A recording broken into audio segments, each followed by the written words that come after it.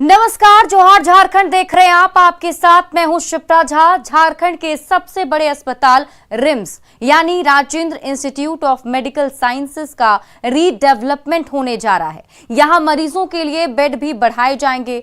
पहले फेज में 777 नए बेड बढ़ाने की योजना है। इसके लिए स्वास्थ्य विभाग ने 250 करोड़ रुपए का आवंटन भी कर दिया है। झारखंड के सबसे बड़े अस्पताल रिम्स के बरामदे में भरे मरीजों की ये तस्वीर रोज की कहानी है। राज्य भर से लोग यहाँ बेहतर इलाज की उम्मीद लेकर आते हैं, लेकिन रिम्स पर मरीजों का बोझ इतना है कि सुविधाओं के अभाव में लोग यहाँ कई बार इलाज के लिए तरस जाते हैं। लेकिन अब ये व्यवस्था बदलने वाली है। राज्य के सबसे बड़े अस्पताल रिम्स के अब अच्छे दिन आने वाले हैं। ठीक मेरे सामने आप देख सकते हैं एक ऐसे मरीजों का इलाज जमीन पर हो रहा है, पर ये बहुत लंबा नहीं टिकेगा। बहुत जल्दी रिम्स अस्पताल को रीडेवलप किया जा रहा है। जहां 777 और बेडिंग्स है उसको ऐड किया जा रहा है। बता दूं कि करीब 250 करोड़ रुपए का जो बजट है वो सैंक्शन किया गया है, जहां मरीजों के लिए बेडिंग्स अब और बढ़ाई जाएंगी। इस तरीके से जो मरीजों को यहाँ परेशानी झेलनी पड़ती है, फर्श पर इलाज करवाना पड़ता है, वो अब लंबे समय तक नहीं रहेगा। रिम्स के न्यूरो और हड्डी विभाग में मरीजों का सबसे ज्यादा बोझ होता है। नतीजा कई बार वार्ड में बेड की कमी की वजह से मरीज बरामदे में फर्श पर ही इलाज को मजबूर हो जाते हैं। करीब 150 से 200 मरीजों को फर्श पर इलाज कराना पड़ता है।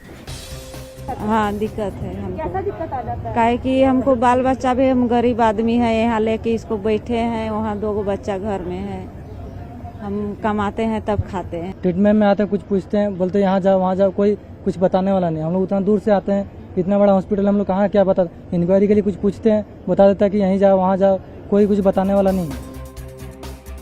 ऐसे में मरीजों को बेहतर सुविधा और इलाज देने के साथ ही कई दूसरे बदलावों के लिए स्वास्थ्य विभाग ने 250 करोड़ रुपए का फंड जारी किया है, जिससे पहले फेज में 777 नए बेड लगेंगे, जबकि आगे रिम्स का दायरा भी बढ़ाया जाएगा। प्रस्ताव अभी तो 700 के लगभग बेड जुड़ने का प्रस्ताव है, और लेकिन इससे आगे भी बेड बढ़ाने की जरूरत है, और इस प्रक्रिया पर भी काम चल रहा है। और हम समझते हैं कि आने वाले समय में यहाँ 3500 से ऊपर बेड होंगे। सरकार ने रिम्स में MBBS छात्रों की संख्या भी 180 से बढ़ाकर 250 करने की तैयारी की है, जिससे हर साल 70 और ज्यादा डॉक्टर बन सकेंगे। फिलहाल रिम्स की प्राथमिकता में बेड सबसे ऊपर है। बड़ी तादाद में ऐसे पेशेंट्स अभी भी है जिनको फर्श पर अपना इलाज करवाना पड़ता है, और ये बहुत जल्दी तक नहीं टिकेगा। यहाँ पे बहुत जल्दी रिम्स अस्पताल को रीडेवलप किया जा रहा है, जहाँ 777 और नए बेडिंग्स इंट्रोड्यूस किए जा रहे हैं, जहाँ मरीजों का अब इंडोर इलाज हो पाएगा। कैमरा पर्सन अमित के साथ रूपाली त्रिपाठी, न्यूज 18 रांची। कोरोना के 2 साल बाद झारखंड में सभी स्कूलों के नए सेशन शुरू हो गए हैं। इसको लेकर बच्चों में उत्साह दिख रहा है, तो वहीं बाजारों में स्कूल ड्रेस की खरीदारी करने अभिभावकों की भी भीड़ पहुंच रही है। लेकिन स्कूल से जुड़ी पठन पाठन की सामग्री की मांग बढ़ने से व्यवसायी और अभिभावक दोनों ही परेशान नजर आ रहे हैं। स्कूल खुल चुके हैं और अब स्कूलों ने बच्चों को पूरी तरह से स्कूल यूनिफॉर्म में आने का नोटिस जारी कर दिया है। स्कूल के इस नोटिस ने अभिभावकों की परेशानी बढ़ा दी है। बच्चों के यूनिफॉर्म की खरीदारी के लिए अभिभावक यूनिफॉर्म की दुकानों में जा तो रहे हैं, लेकिन कहीं यूनिफॉर्म नहीं मिल रहे तो किताबों के चक्कर में भी अभिभावकों को इधर उधर भागना पड़ रहा है। ये तो सही बात है, और हम लोगों को तो एक्चुअली कल ही नोटिस मिला है इस चीज के लिए, और प्रॉपर कल यूनिफॉर्म में बच्चों को कल भेजना है। अच्छा, स्कूल से नोटिस आया कि कल से प्रॉपर यूनिफॉर्म जी तो मिल जा रहा है साइज का यूनिफॉर्म? साइज तो नहीं मिल रहा है, इसीलिए तो अभी दिक्कत हो रहा है। एक हो जा रहा है, पर मेरे तो 2 है ना, एक का मिल रहा है, 2 का नहीं मिल पा रहा है, तो अभी तो दिक्कत बहुत है। स्कर्ट मिल रहा है तो शर्ट नहीं है, शर्ट नहीं तो स्कर्ट नहीं है। चलो बोल रहे ड्रेस लाइए और मिल नहीं रहा है मार्केट में। एक शर्ट मिल रहा है तो पैंट नहीं मिल रहा है, पैंट मिल रहा है तो शर्ट नहीं मिल रहा है। सारे जगह यही स्थिति बनी है। 4-5 जगह घूम लिए टाउन में, यही परेशानी हो रहा है सब। इधर स्कूलों से जारी नोटिस के बाद अचानक स्कूल यूनिफॉर्म की डिमांड बढ़ने से व्यवसायी भी परेशान हैं। दरअसल कोरोना की वजह से 2 सालों से स्कूल बंद थे, ऐसे में कारोबार ठप पड़ा था। अब जाकर बाजारों में रौनक लौटी है, लेकिन अचानक सभी स्कूल एक साथ खुलने से इन परेशानियों से निपटना आसान नहीं हो रहा है। बार में इतने कस्टमर्स आ गए कि हम लोग के लिए भी प्रिपेयर करना बहुत मुश्किल है एक बार में, कि कभी इतना हम लोग भी नहीं सोच पाए थे कि एक बार में इतने सारे कस्टमर्स आ पाएंगे। मतलब अभी डिमांड को पूरा करना बहुत मुश्किल है, क्योंकि हर स्कूल के बच्चे मतलब बड़े हो गए हैं और मत मान के चलिए हर क्लास के बच्चे का ड्रेस देना बहुत मुश्किल है अभी। डिमांड चूंकि बहुत ज्यादा बढ़ गया तो बाजारों में यूनिफॉर्म की कमी कहीं ना कहीं नजर आ रही है। कैमरा पर्सन संत के साथ कोमल बहल, न्यूज़ 18 रांची। गोड्डा के सुंदर पहाड़ी प्रखंड के सिदलेर उत्क्रमित मध्य विद्यालय में करीब 47 बच्चों का एडमिशन है, लेकिन उनमें से एक भी बच्चा स्कूल में नहीं है। 2 शिक्षकों वाले इस स्कूल में ब्लैक बोर्ड तक नहीं है। स्कूल की नई बिल्डिंग महज 2 साल पहले बनी है। वहीं 2 वर्ष पहले बने इस स्कूल की छत टूट रही है, जो कभी भी ढह सकती है। जब स्कूल में बच्चे नहीं होने का सवाल शिक्षक से किया गया तो उन्होंने कहा कि बच्चे महुआ चुनने गए हैं, इसलिए स्कूल नहीं आए हैं, और शिक्षक ऐसे जिनको पता तक नहीं था कि नाउन क्या है। बदहाल स्कूल का जायजा लिया संवाददाता गौरव झा ने। झारखंड की शिक्षा व्यवस्था की एक और बदहाल तस्वीर कि स्कूल के दरमियान स्कूल में कोई नहीं है। शायद ही इस स्कूल में कभी शिक्षा दी गई हो कि स्कूल में ब्लैक बोर्ड तक नहीं है। इस वक्त हम सुंदर पहाड़ी प्रखंड में हैं और सुंदर पहाड़ी का ये ऊपरी सिदलेर स्कूल है और स्कूल में एक भी बच्चे नहीं है। ये स्कूल का कमरा है, स्कूल में गेट नहीं है, स्कूल में बेंचेस हैं, लेकिन ऊपर से आप देखिए एक भी बेंच पर बस्ता रखने का जगह नहीं है। और ऊपर जब हम इसे देखेंगे तो नई बनी हुई बिल्डिंग की तस्वीर ये है कि ये कभी भी गिर सकती है, यानी छड़ें इसके दिख रही है। स्कूल में जब बच्चे नहीं आए हैं तो यहाँ के शिक्षक ने बताया है कि वो महुआ चुनने गए हैं। फिलहाल स्कूल की स्थिति आप देख लीजिए। क्या आपको लगता है कि ये स्कूल कभी भी अब तक चला होगा? क्या आपको देखकर ये लग रहा है कि इस स्कूल में कभी भी आज तक बच्चे बैठे होंगे? और अगर नहीं बैठे हैं तो आखिर इतनी महंगी रकम से इस स्कूल का निर्माण क्यों कराया गया था? यहां शिक्षक है, शिक्षक ने कहा है कि बच्चे महुआ चुनने चले गए, इसलिए आज पढ़ाई नहीं हो पा रही है। सर, क्या नाम हुआ आपका? मेरा नाम नरेंद्र भाड़िया। एक भी बच्चा स्कूल में नहीं है सर? आज तो नहीं है सर। क्यों नहीं है सर? वही महुआ चुनने गया है। महुआ चुनने तो कब आता है सर? वो लोग 12 बजे 10 बजे तक में आता है। फिर स्कूल में ब्लैक बोर्ड नहीं है, बेंच नहीं है, चौक नहीं है। चौक है, एक भी चौक है? कहाँ है सर? कहाँ है, थोड़ा दिखाएगा सर? आइए जरा हम चौक देख ले। सर ने कहा है कि चौक है, लेकिन शायद अब सर खोज रहे हैं। कहीं यहाँ पे है सर? यहाँ होगा सर, लेकिन प्रधान के घर पर चौक है। आप समझ सकते हैं कैसे पढ़ाई होगा। बाकी सर अंग्रेजी के शिक्षक हैं, क्या क्या पढ़ाते हैं सर? देखिए सर, हम लोग अंग्रेजी तो बहुत कम पढ़ाते हैं। जैसे पहला क्लास हुआ, जो भी हुआ ABCD ये सब वगैरह हम लोग करते हैं, लेकिन 8वीं क्लास का तो हम लोग टीचर तो है नहीं। लेकिन 8वीं तक का स्कूल है? हाँ, स्कूल तो है सर 8वीं कक्षा तक, लेकिन हम लोग 5वीं तक को पढ़ाते हैं सर। हाँ, 5वीं तक में नाउन वगैरह पढ़ाते होंगे? जी सर, वही सर जो पढ़ाते हैं। व्हाट इज नाउन अगर कोई बच्चा पूछता होगा तो क्या बताते होंगे? बच्चा का उतना जानकारी नहीं है सर। अच्छा, क्या होता है व्हाट इज नाउन सर? आप क्या बताइएगा अगर पढ़ाइएगा तो? उसका तो अभी हम लोग तैयारी नहीं किए हैं। सर ने तैयारी नहीं की है। 5वीं क्लास के बच्चे को क्या पढ़ाना है सर को यह पता नहीं है, लेकिन मोटी तनख्वाह विभाग से नहीं मिल रही है और स्कूल इसी तरीके से संचालित हो रहा है। गौरव झा, न्यूज़ 18 गोड्डा। धनबाद में जिला प्रधान जज की सुरक्षा में सेंध लगाकर एक आदमी जज के पास पहुंच गया और जज के साथ बदसलूकी भी की। हालांकि आरोपी व्यक्ति को गिरफ्तार कर लिया गया है। धनबाद कोर्ट परिसर में प्रधान जज श्रीराम शर्मा की सुरक्षा में एक स्कूटी सवार व्यक्ति ने सेंध लगा दी। सुरक्षा कर्मियों के द्वारा रोके जाने पर भी वो नहीं रुका और जज की गाड़ी से टकराते टकराते बचा। बाद में जब उसे गिरफ्तार कर जज के पास ले जाया गया तो आरोपी व्यक्ति ने जज के साथ भी बदसलूकी की। आरोपी व्यक्ति ने खुद BCCL का अधिकारी बताया है। अब पुलिस इस मामले की जांच में जुट गई है। धनबाद जिला प्रधान जज श्री राम शर्मा के साथ स्कूटी सवार व्यक्ति के द्वारा बदसलूकी की गई है। हम अभी है धनबाद कोर्ट में और इस पोर्टिको पे प्रधान जिला श्री राम शर्मा की कार लगी हुई थी और वो अपने काम से अपने आवास को जा रहे थे। उसी समय इस मेन गेट से स्कूटी में सवार एक व्यक्ति और एक महिला बड़े ही तेजी के साथ प्रधान जज के वाहन की तरफ बढ़े। हालांकि इस दौरान सुरक्षा में तैनात गार्डों के द्वारा रोका गया, लेकिन स्कूटी सवार व्यक्ति बड़े ही तेजी से इस ओर आ गए और यहीं पर प्रधान जज की कार के साथ उनकी टक्कर होते होते बच गई। इस दौरान प्रधान जज ने अपनी गाड़ी को यहीं रुकवाया और सुरक्षा गार्डों के द्वारा व्यक्ति को बुलवाया गया। लेकिन जब वह व्यक्ति इस स्थान पे आया और जज के सामने तो उसकी अकड़ बहुत ही अधिक थी। वह जज के साथ बदसलूकी करते हुए दुर्व्यवहार करने लगा और अपने आप को एक अधिकारी बताया। अब बताया ये जा रहा है कि प्रधान जज के साथ बदसलूकी करने वाला व्यक्ति BCCL के बस्ता कोयला परियोजना में अधिकारी के रूप में योगदान हाल ही में दिए। सबसे बड़ा सवाल है कि धनबाद में जिला सत्र न्यायाधीश जज उत्तम आनंद की मौत हुई थी और मौत के समय यहाँ पर जिला प्रशासन और पुलिस प्रशासन के द्वारा सभी न्यायाधीशों को सुरक्षा के तगड़े इंतजाम किए गए थे। लेकिन जब यह मामला ठंडा हुआ है तो अब जजों के जो सुरक्षा है उसमें सेंध लगती हुई नजर आ रही है, क्योंकि अगर सुरक्षा में कमी नहीं होती तो स्कूटी में सवार व्यक्ति प्रधान जज के वाहन की तरफ नहीं बढ़ पाता। संजय गुप्ता, न्यूज 18, धनबाद।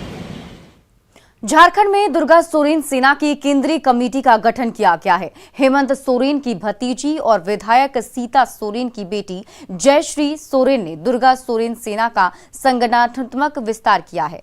तो क्या ये माना जाए कि झारखंड के सबसे बड़े सियासी परिवार में बगावत की चिंगारी उठ चुकी है? झारखंड के सबसे बड़े सियासी परिवार में बगावत, सामाजिक संगठन के बहाने सोरेन परिवार में बगावत। झारखंड में दुर्गा सोरेन सेना का विस्तार किया गया है। सेना की केंद्रीय कमेटी में अध्यक्ष जयश्री सोरेन और कार्यकारी अध्यक्ष राजश्री सोरेन बनाई गई हैं। संगठन का विस्तार करते हुए जयश्री सोरेन ने पिता दुर्गा सोरेन के सपनों को पूरा करने का उलगुलान किया है। यही नहीं, जल जंगल और जमीन के साथ ही पिछले 20 सालों में झारखंड की बदहाली का मुद्दा भी उठाया। संघर्ष में मेरे पिताजी स्वर्गीय दुर्गा सोरेन ने अपना सर्वत्र न्योछावर कर दिया। उनके अधूरे सपनों को पूरा करने और हर घर के अंधियारा को दूर कर उजियारा फैलाने के लिए अब फिर से नया उलगुलान होगा। दुर्गा सोरेन सेना के अध्यक्ष जयश्री सोरेन और कार्यकारी अध्यक्ष राजश्री सोरेन कोई और नहीं बल्कि झारखंड के मुख्यमंत्री हेमंत सोरेन की भतीजी और जेएमएम विधायक सीता सोरेन की बेटियां हैं। ये माना जाता है कि दुर्गा सोरेन सेना के साथ ही जयश्री सोरेन की झारखंड की राजनीति में एंट्री हो चुकी है। बता दें कि झारखंड में दिशोम गुरु के रूप में जाने जाने वाले शिबू सोरेन के 3 बेटे और 1 बेटियां हैं। उनके बड़े बेटे थे दुर्गा सोरेन, जिनका निधन हो चुका है, और दूसरे बेटे हेमंत सोरेन और तीसरे बेटे बसंत सोरेन हैं। इसके साथ ही शिबू सोरेन की एक बेटी अंजलि सोरेन भी है। शिबू सोरेन के बड़े बेटे दुर्गा सोरेन की पत्नी सीता सोरेन है, जो जामा से विधायक हैं। सीता सोरेन और दुर्गा सोरेन की 2 बेटियां हैं, जयश्री सोरेन और राजश्री सोरेन, और यही जयश्री सोरेन दुर्गा सोरेन सेना की केंद्रीय अध्यक्ष बनाई गई हैं। राजनीतिक हलकों में ये चर्चा है कि ये कश्मकश झारखंड मुक्ति मोर्चा में गुरुजी की विरासत को लेकर है। एक तरफ गुरुजी के एक बेटे हेमंत सोरेन के हाथ में पार्टी है तो बड़ी बहू सिर्फ विधायक है। पार्टी में सीता सोरेन की बहुत सुनवाई होती भी नहीं, इसका उन्होंने खुले तौर पर कई बार जिक्र भी किया है। यही नहीं, हाल में सीता सोरेन ने राज्यपाल से शिकायत कर अपनी ही सरकार के नीतियों के खिलाफ बगावत का झंडा भी बुलंद कर दिया था। वहीं सीता सोरेन की बेटियों ने दुर्गा सोरेन सेना का विस्तार कर बात को आगे बढ़ा दिया है। हालांकि दुर्गा सोरेन की बेटियां हमेशा यही कहती हैं कि वो अपनी सरकार की मदद कर रही हैं, लेकिन सवाल है कि क्या अपनी ही सरकार के कामकाज पर सवाल उठाना झारखंड के सबसे बड़े राजनीतिक परिवार में बगावत की ओर इशारा नहीं करता? न्यूज 18 के लिए रांची से निरंजन की रिपोर्ट। झारखंड की हेमंत सोरेन सरकार की चुनौती कम होने के बजाय समय के साथ बढ़ती ही चली जा रही है। राजनीतिक मोर्चे पर राज्य की हेमंत सोरेन सरकार चौतरफा घिरती नजर आ रही है। हाल के दिनों में राज्य सरकार के कुछ नीतिगत मामलों ने राज्य की राजनीति का पारा कुछ इस कदर बढ़ा दिया है कि इससे अपने और पराये दोनों ही नाराज हैं। जेएमएम के अंदर से तो बगावत की आवाज भी बुलंद होने लगी है, जबकि सहयोगी दल कांग्रेस खुद की सरकार में नहीं सुने जाने को लेकर रूठ गई है। ऐसे में राज्य की मुख्य विपक्षी दल बीजेपी राज्य सरकार की नीति और नीयत पर निशाना साध रही है। इस पर बहुत ज्यादा मैं नहीं समझता तवज्जो देने की जरूरत है। सभी विधायक अपनी अपनी बात कहते हैं, अपनी अपनी बातों को रखते हैं और काम भी होता है, कई मामलों में थोड़ी शिथिलता है, उसको भी हम लोग ठीक करेंगे मिलजुल कर। कांग्रेस इस बीच में पूरी तरह से घिरी हुई नजर आ रही है कि कांग्रेस को अपना स्टैंड क्लियर करते नहीं बन रहा है कि वो भाषा विवाद में किसके साथ खड़ी है, जनता के साथ या सरकार के साथ। उनको भी लगने लगा है कि इस झारखंड मुक्ति मोर्चा के कृत्यों के कारण जो बदनामी जनता के बीच हमारी हो रही है, उसके लिए जनता हमें भी माफ नहीं करेगी और झारखंड मुक्ति मोर्चा तो बिल्कुल हाशिए पर जाने के लिए तैयार है। बीजेपी आज अपना 42वां स्थापना दिवस मना रही है। रांची में इस मौके पर बीजेपी विधायक दल के नेता बाबूलाल मरांडी के नेतृत्व में पार्टी मुख्यालय में बीजेपी का झंडा फहराया गया। साथ ही पार्टी कार्यकर्ताओं ने पार्टी मुख्यालय से स्वामी सहजानंद चौक होते हुए अरगोड़ा चौक तक मार्च भी किया। इस दौरान खास टोपी पहने हुए बीजेपी नेता और कार्यकर्ता लगातार नारेबाजी कर रहे थे। बाबूलाल मरांडी ने पार्टी के स्थापना दिवस पर खुशी जताई। साथ ही पीएम मोदी के नेतृत्व में देश के चहुमुखी विकास की सराहना की।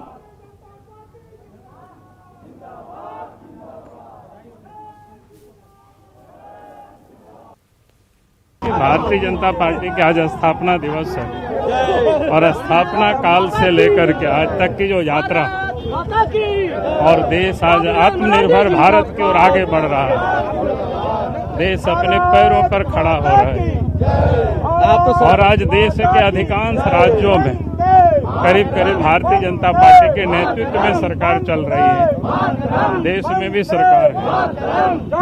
आज भारतीय जनता पार्टी के कार्यकर्ता देश के प्रधानमंत्री, राष्ट्रपति, उपराष्ट्रपति, देश के कई राज्यों में मुख्यमंत्री, केंद्रीय मंत्री से लेकर मुख्यमंत्री तक आपका लंबा अनुभव रहा है। स्वाभाविक है, यह स्थापना दिवस सबके लिए खुशी का दिन है। भारतीय जनता पार्टी के 42वें स्थापना दिवस के मौके पर पदयात्रा निकाली गई, जिसमें पूर्व सीएम रघुवर दास भी शामिल हुए और हजारों कार्यकर्ताओं के साथ पैदल चलकर पार्टी कार्यालय पहुंचे। रघुवर दास ने पार्टी के 42 साल के सफर की चर्चा की, जिसमें उन्होंने कहा कि बीजेपी की विचारधारा में सबका विकास शामिल है। जनता पार्टी जो जनसंघ का उत्तराधिकारी के रूप में एक सांस्कृतिक राष्ट्रवाद के विचार से उत्पन्न हुई थी और हमारी पार्टी का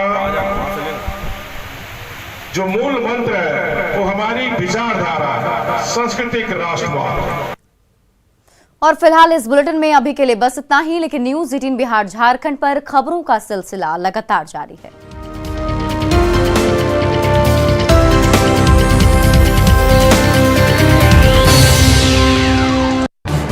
इस न्यूज़ हेडलाइंस